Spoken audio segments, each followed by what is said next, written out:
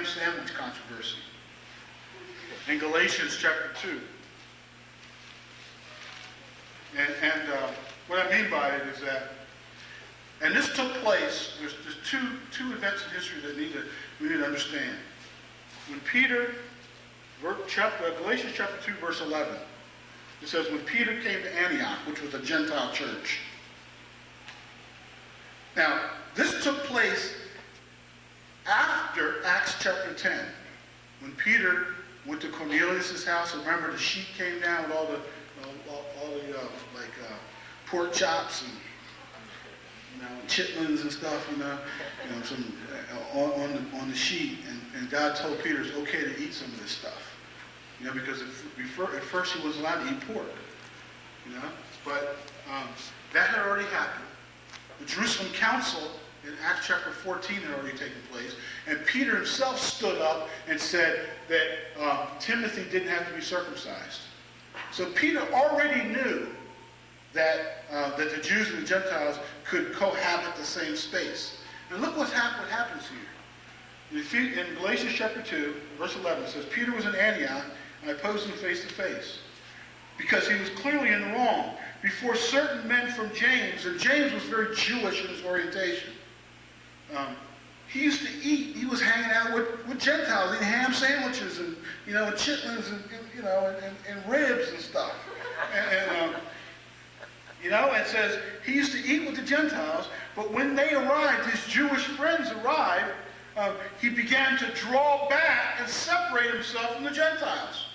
Why? It wasn't because he thought theologically it wasn't allowed, but it was because Peter was more concerned about what his Jewish friends thought about him than about living for the truth. And it goes on to say, I won't read it all, but Paul confronted Peter publicly when the rabbinic tradition was that you would take a guy aside if he was kind of off and correct him. But why did he confront him publicly? It says, he says in verse 13, the other Jews joined him in his hypocrisy, so that by their hypocrisy even Barnabas was led astray.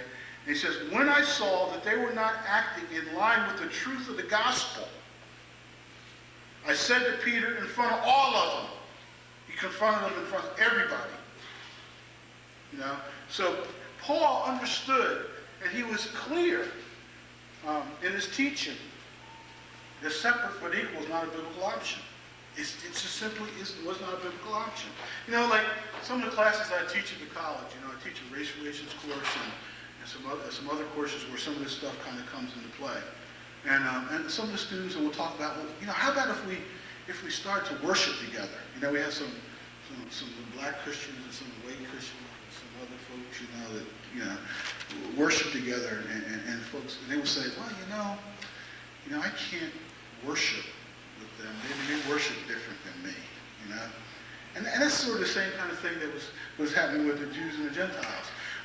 The Jews, when they worshiped, when the Jews worshiped, they kind of had like their music rhythm was kind of on a 2-4 beat. It was like, But when the Gentiles worshiped, it was like it was like, and they said, how can I worship with those people?